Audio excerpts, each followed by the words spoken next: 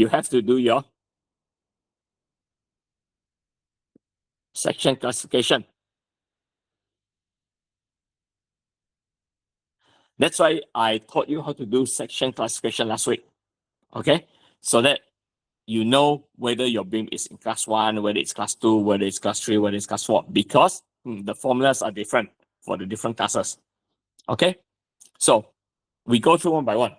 So if your beam is class 1 beam, now to be honest, most beams that you will encounter is class 1 or class 2. Okay, so to be perfectly honest, most of them are class 1 or class 2. So you need to remember by heart this formula. Okay, the first formula is very important. Most beams are 1 and 2. Most beams are 1 and 2. So make sure you memorize that formula. Okay, so if it's class 1 and 2, then the moment of resistance for your beam is WPL times Fy divided by gamma M naught. Okay, now, if you look at the previous page, gamma M naught is 1. Yeah. Resistance of cross section, gamma M naught is 1. Okay. So gamma M naught we know is 1. Simple. So now you just have to know what is WPL, what is Fy. Now Fy is your beam strength. Okay, there's a table I showed you last week. If we use beam, if we use grade 275, then Fy is 275. Simple as that. But don't forget, it's only 275 if your steel thickness is less than 40 mm. If the steel thickness is more than 40, it becomes, I don't know, 235 or something like that. Okay, so it's still governed by the thickness, the steel thickness. Okay, next, so that's Fy, the steel strength. Okay, the yield strength of your steel section, of your steel material. All right. Next, what is WPL? Now, WPL is the, if you look at the bottom, it tells you WPL is the plastic section modulus. Okay, it's a plastic section modulus. It's basically the formula. You may have studied this before in mechanics of solids. It's the formula S. It's the formula. It's also the formula S. In mechanics of solid. Okay. In your section table, there is this WPL. So you just choose the WPL that you need in the section table, which is, I'll show you.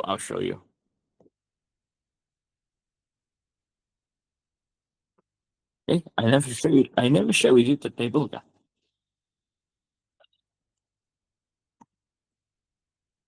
Still on timber.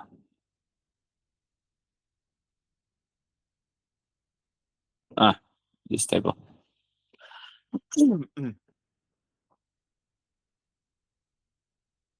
Okay. You still remember this table? Oh, no, you can't see it. Wait, I have to change screen. So I change screen now.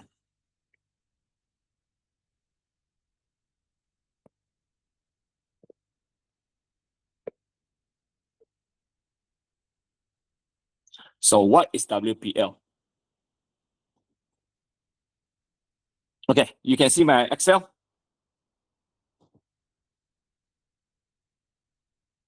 Can you see my Excel?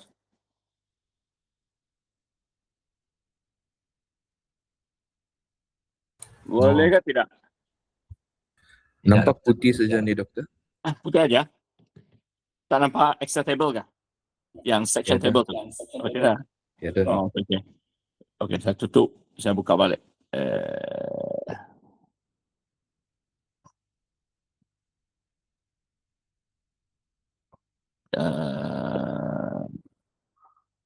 Where is still.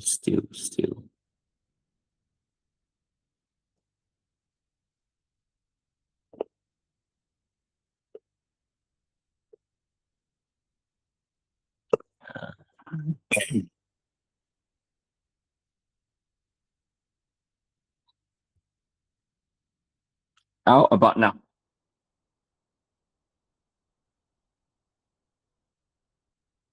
Sekarang nampak?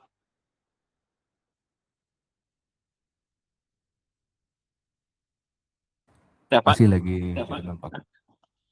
Masih putih kah? Masih putih kah? Ya, Okay, never mind.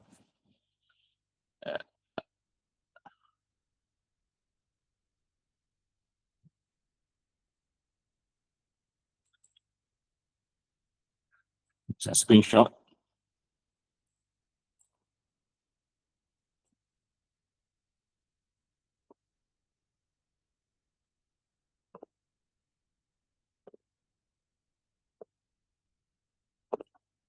Maybe it's if I share screen.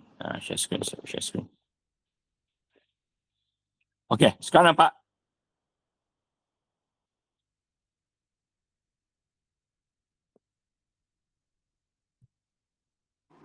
So we can see. nampak dokter. Hah? Boleh? Boleh. Okay, alright, okay. So, masih ingat table ini kan? Last week, when we did the section, apa tu section classification? Okay. So, this table, when we do the section classification, we obviously use the first few columns lah. We use the edge, we use the B, we use the flange, the web thickness, okay? But if you keep scrolling, if you keep scrolling to the right, so I'm scrolling to the right now, scroll to the right, scroll to the right, scroll to the right, scroll to the right, scroll to the right. Sini. You can see, ada tu, plastic modulus, and then ada elastic modulus. Yeah? So these are the values that you take lah for your section classification. No, the moment resistance calculation. Okay, this is what you take for your classification for your moment resistance calculation. So, boleh saya contoh nggak? Ya, boleh. Okay, alright.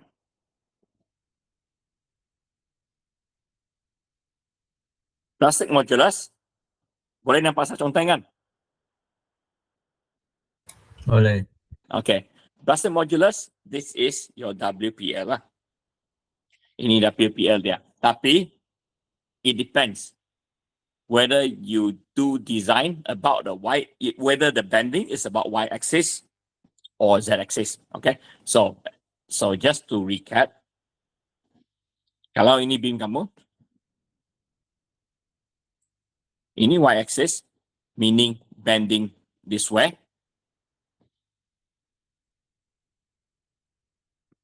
or if this is your beam, z-axis is the vertical one, meaning bending about z. Okay, so normally the bending is about y-axis lah. Normally bending is about y-axis. So you use the one in the y-axis, these figures normally. Okay. So plastic modulus, this is the table you refer to. WPL, WPL. PL, you can see that PL plastic. Yeah, PL there stands for plastic. Okay. So this is the table you refer to. You just need to decide whether it's y-axis or z-axis. Senang. Okay. Now, if your section, so this is for class 1 and class 2. Class 1, class 2, use WPL. Class 3, later on, when we go back to my notes, you will see class 3, you use WEL. EL means elastic. Okay, so if you section in class 3, then you use elastic modulus direct from this other column. Okay, so all the figures are given to you. All right. So let's go back to my presentation. There, sini. Sekarang saya tak nampak pula.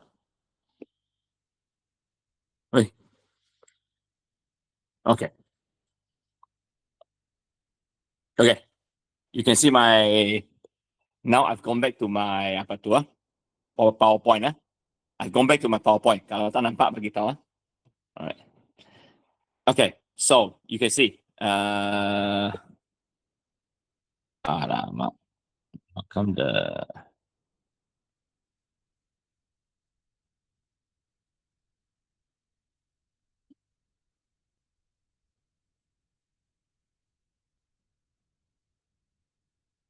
Okay, so.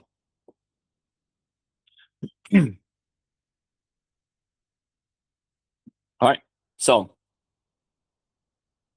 If it's class 1, class 2, you use WPL. If it's class 3, you use the WEL. It says WEL mean. Just ignore the mean lah. It's not important. Okay, it's WEL. Okay, you just use WEL.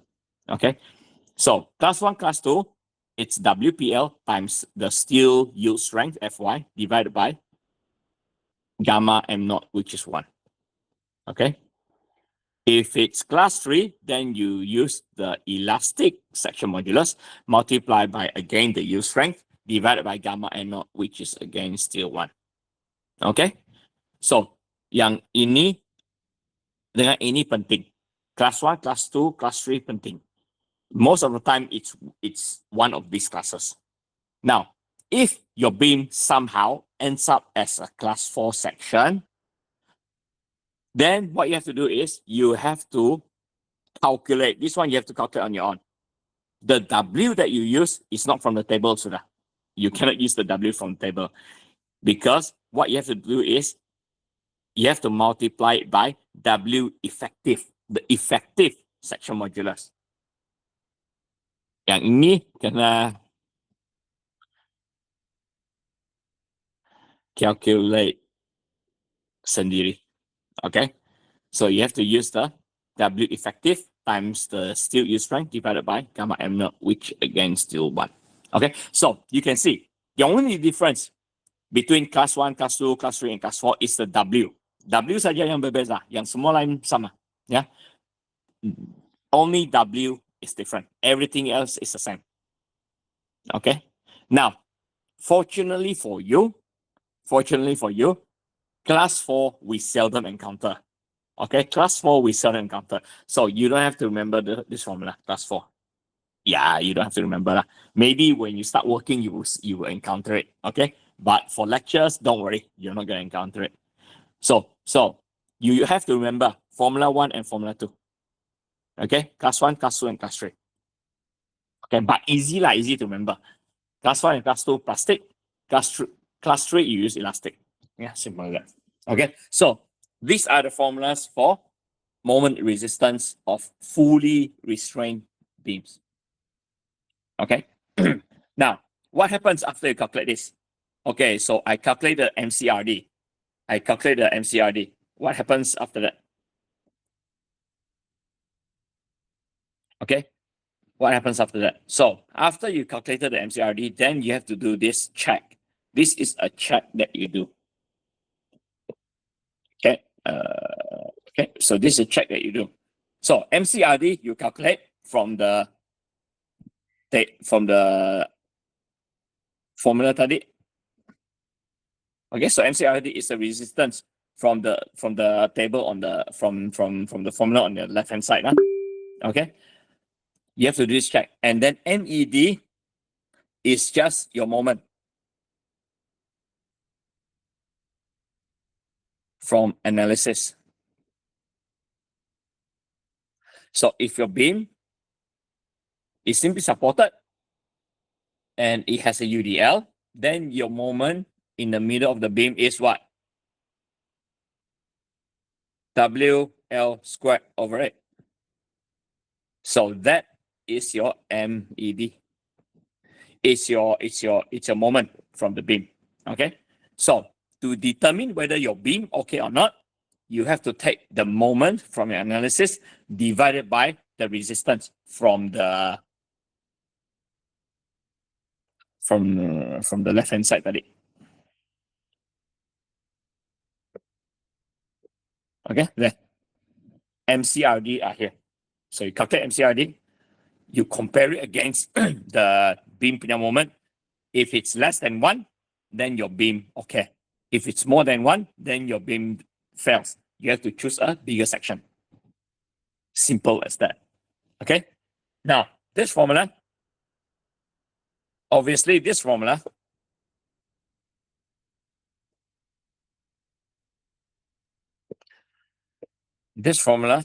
is for single axis bending. Okay, you're only checking one moment, MED. So if your bending is about y-axis, then you check the whole thing. You check about y-axis. You calculate the MED for y-axis. You calculate the MCRD for y-axis. Okay. Now, in some cases, your beam may be subjected to biaxial bending, meaning you have bending about y-axis. You will also have bending about z-axis, y and z-axis together. Yeah, y plus z. So in this case, you have to calculate the y-axis. You have to do the exercise for y-axis. You have to repeat the exercise for z-axis, and then the two together, added up together, has to be less than 1. Okay. So meaning you do this process for y. Yeah. Meaning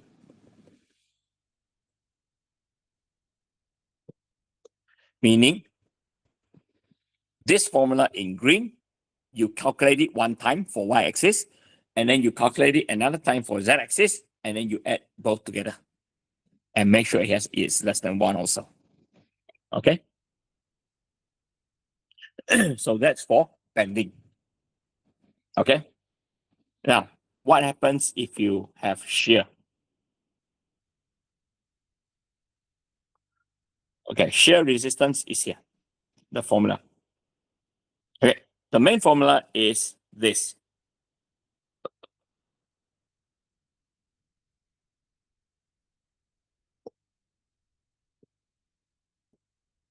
Yeah.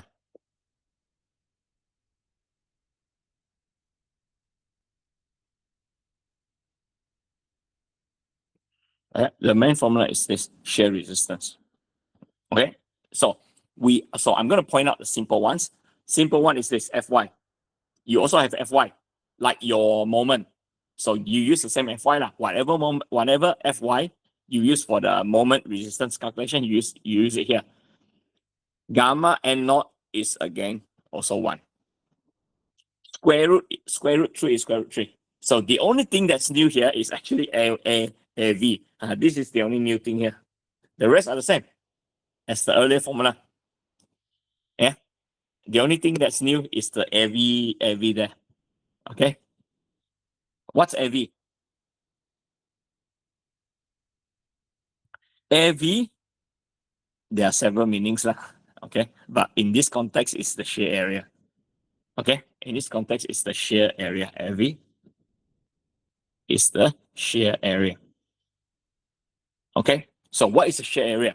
Now, if the shear area depends on what shape steel beam you are using. If you are using a I or H section, I is basically UB, yeah? H is basically UC. Okay, if you're using UB or UC, I or H, okay, that's a formula you follow.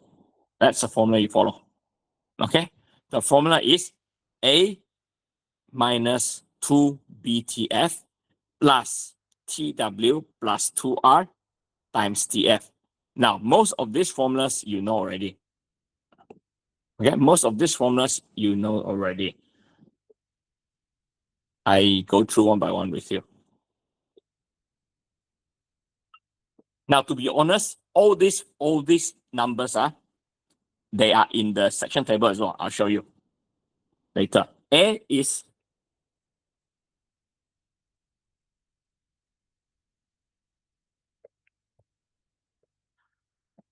the cross-section area in its, and this is in the Excel table.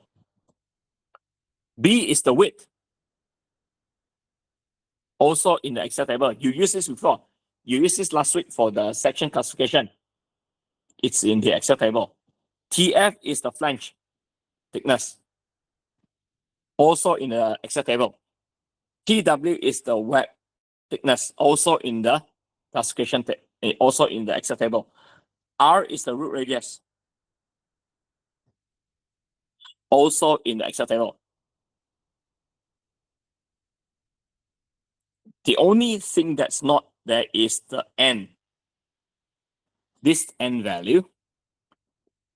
And HW and TW. TW is the web thickness. HW is the web height.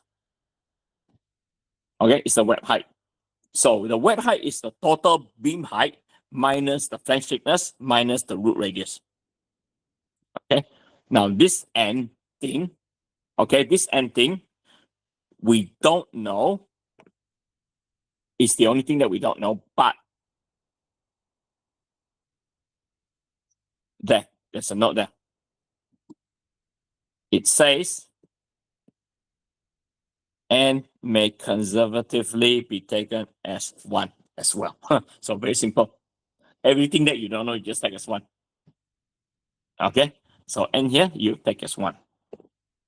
So in that case,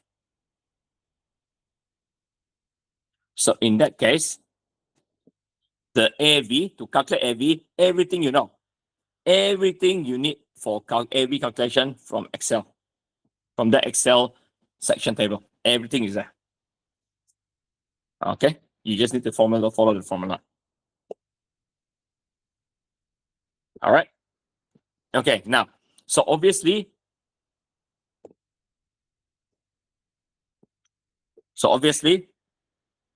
this is for I and H. Okay, I section and H section, UB or UC. Okay, now if it's a channel section, then you use the second formula, B. Channel is like that, this section. Okay, if it's a T section, then you use C. T section. If it's a welded I or H, then you use D. But normally I or H is rolled lah. Normally it's rolled. If it's welded, so these two are welded. Okay, welded. All right. The rest we don't have to worry lah. Circular hollow is this one, but don't have yeah. Now these formulas, whether I give it to you in test and exam, I need to think. It's in all this is in Eurocode 3. It's in Eurocode 3. Okay. Whether I ask you to memorize it or whether I give it to you in test exam, I need to think about it. Yeah, I'm not sure yet.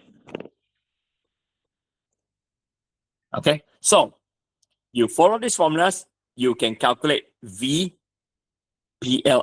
the shear resistance, VPLRD. Okay, that's the shear resistance. Next, what you do is you do the same as for moment resistance. There, you have to check that your VPLRD or VCRD, you have to check it against the shear from your analysis juga, VED. VED is your shear force diagram, the shear from your shear force diagram. Shear force diagram. Okay, so if it's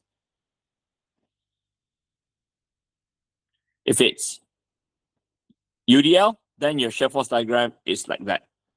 Then you have some value here, you have some value there. So it's this value, 100. That's your VED.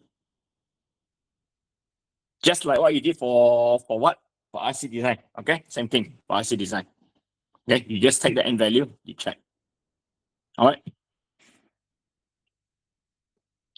Okay, that is for shear. Now, last, what if you have moment and shear together? Now, normally, before I go through too much about this, I need to clarify for you. Okay, now, in your beam, in normal beam, let's say UDL. Okay, in normal beam, let's say we are looking at UDL beam, UDL loaded beam. Okay, the shear force diagram looks like this. This is the midspan. Midspan. Okay, the shear force diagram looks like this. So, where is the shear force the highest? Someone tell me, based on this diagram, where is the shear force highest? In the middle? In the middle ka, or is it 2/3 ka, or is it at the end of the beam? Where? At the end of the beam. Yeah, end of the beam highest.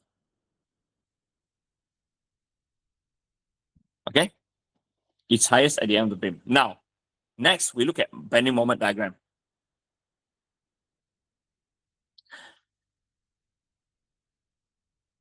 Your bending moment diagram parabolic shape for a UDL. Where is the maximum? Middle of the beam.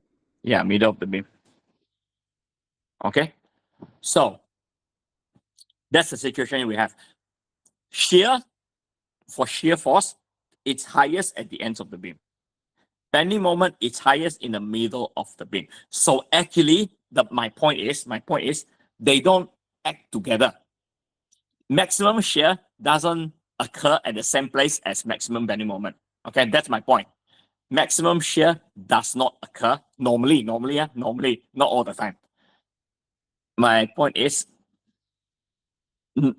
the place of maximum shear normally is not at the same place as the place of maximum moment.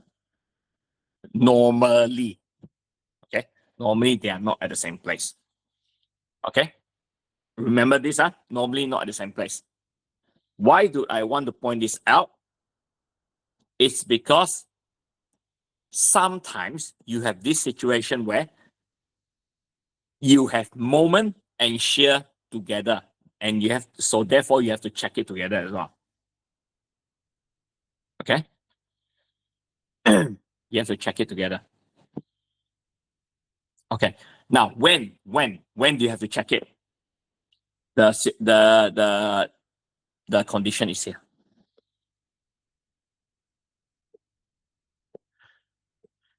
If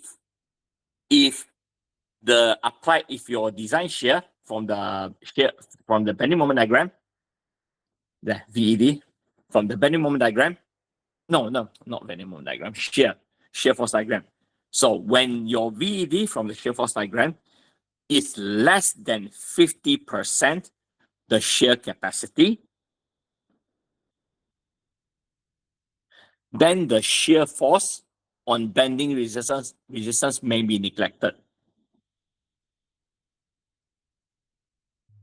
However, so VED is from SFD, from the shear force diagram.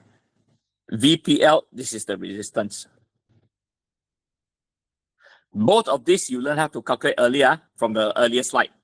Okay, so if the shear force is less than 0.5 the shear resistance, or in other words 50% of the shear resistance, if it's less than 50% of the shear resistance, you can ignore this issue.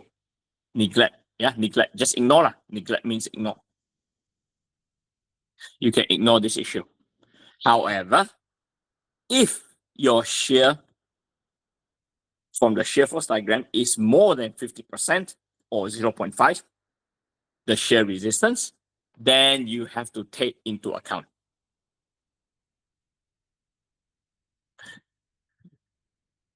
You have to account for it. Okay?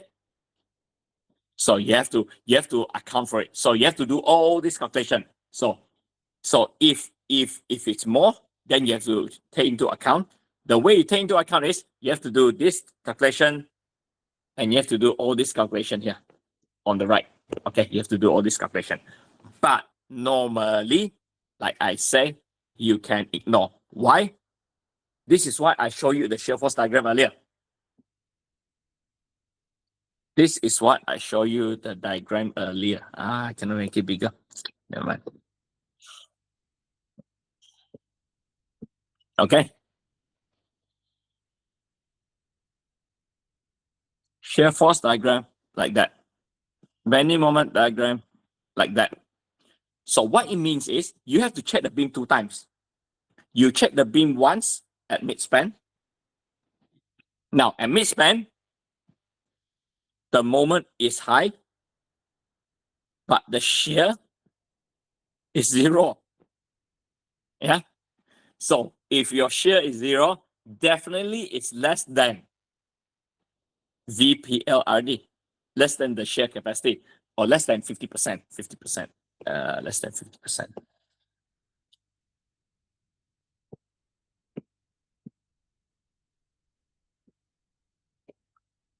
Yeah, it's definitely less than 0.5 VPLRD. So you don't have to worry about the combined shear and moment. You don't have to worry about combined shear and moment, because if it's 0, it's definitely less than half VPLRD. Okay, so you do one check in the middle, and then you do another check at the end. You do another check at the end. Now, at the end, or your VED may be quite high. I don't know how much, but it's definitely the maximum there. The VED there is maximum. Okay? It could be, maybe, could be more than 0.5. It could be more than 0.5, but there, the moment is 0. Then the moment is 0. So again, moment 0. So you don't have to worry about, you also don't have to worry about the combined moment and shear. Okay. So normally in the beam, you have to check 2 times. One where the moment is maximum, another time where the shear is maximum. Okay. You have to check once where you have maximum moment. You have to check one more time where you have max shear at the end. Okay. So you have to check it 2 times normally for a steel beam. Okay. So my point is, this check, moment plus shear resistance check, combined moment and shear, normally you don't have to check. Okay. So normally this thing, combined moment and shear, normally no need to check. Okay. So normally you don't worry about it. But if you do need to check, then the formula is given to you. Okay. Basically what it's about is,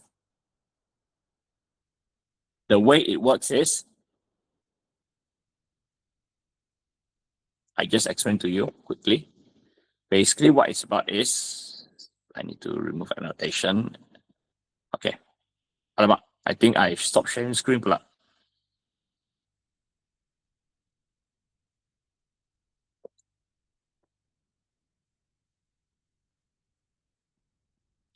Okay. Okay. Now, if you do need to do this check, basically what it's about is, all right, there. Can you see my screen? Yeah.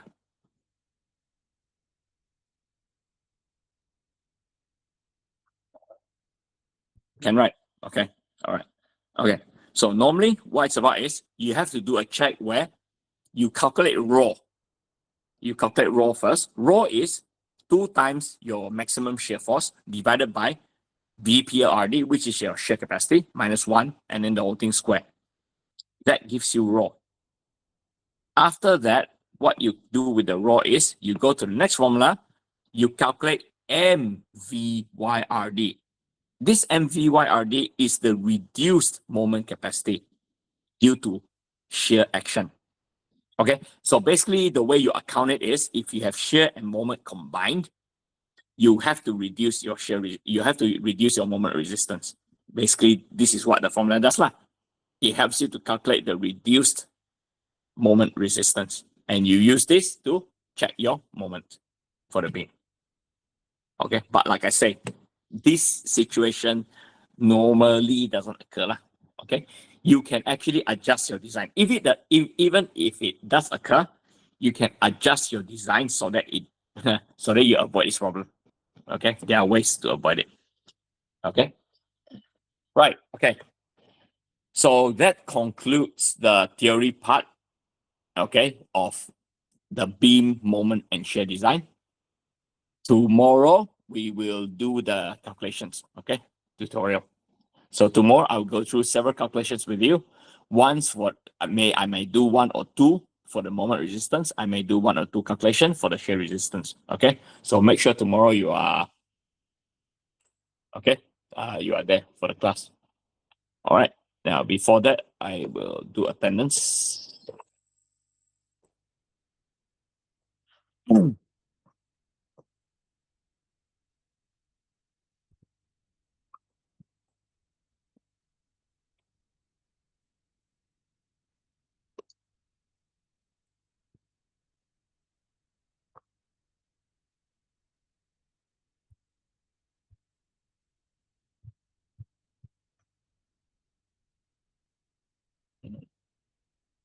Slot.